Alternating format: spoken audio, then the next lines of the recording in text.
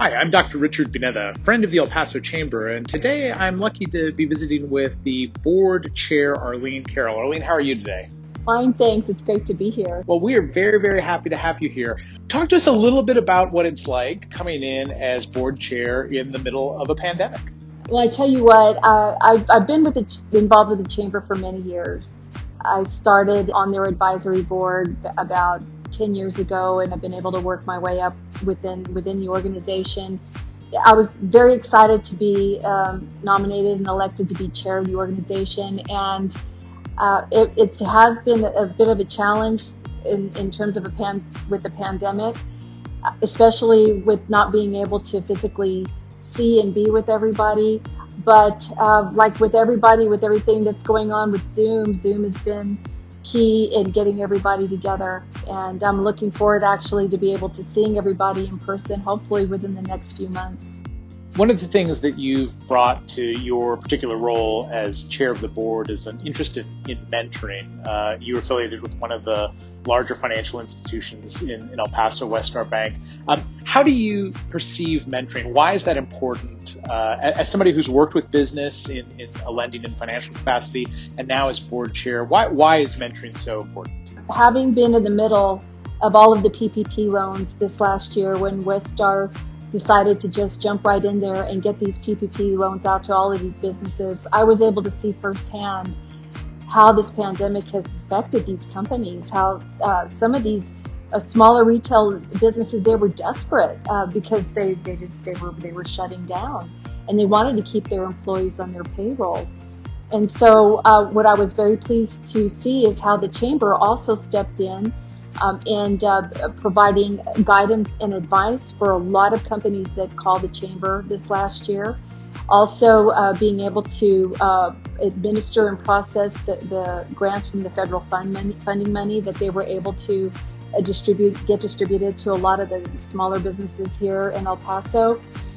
So everybody was just basically rolling up their sleeves, just trying to get the job done and helping everybody. What I basically see now is we're still in the middle of it. Obviously, there's a second round of PPP loans, although it looks like that there's an end to this, hopefully soon.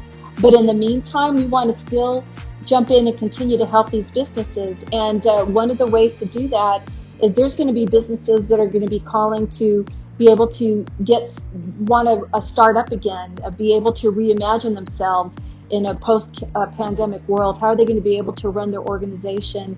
And so what I was thinking is we have a lot of the larger companies here in El Paso that sit on our board, and we would like to pair them with the smaller businesses that call the chamber and need advice and guidance. And so it allows our larger companies to be able to feel like they're contributing not only to the chamber's members, but to the community and helping some of these businesses get back on their feet again. So previously, the El Paso Chamber has done a lot of informal mentoring. Folks such as yourself have worked with new members or organizations that are small and medium enterprises. But this move that you'll be helming as board chair this year is really about formalizing those kinds of networks, and in particular, outreach through some of the specific committees. And so the chamber is really thinking about a formal structure that not only considers business, but also recognizes that if you're a minority business owner, that there may be unique pressure or challenges, or if you're a niche business.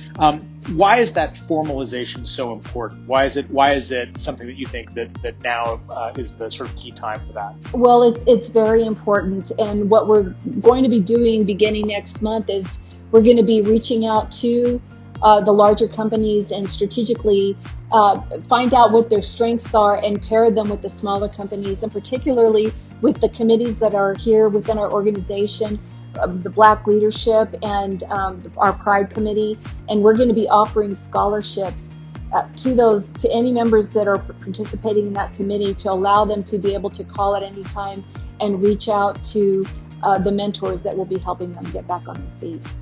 We're also celebrating Women in Business Month here at the Chamber, and this is traditionally one of the most exciting times at the Chamber because of the Women in Business Conference. You've had a number of different experiences. You've worked in probably one of the most significant sectors of the economy, the financial sector. One thing that I'm curious about is, as members are watching this, and in particular as entrepreneurs and perhaps female entrepreneurs are thinking about moving into the business sector, what bit of advice do you have for them as they start that road into a different part of the economy? Well, and by the way, I want to reach out and let the Women in Business Committee members know that they are also eligible for scholarships to be able to get the mentoring that they need.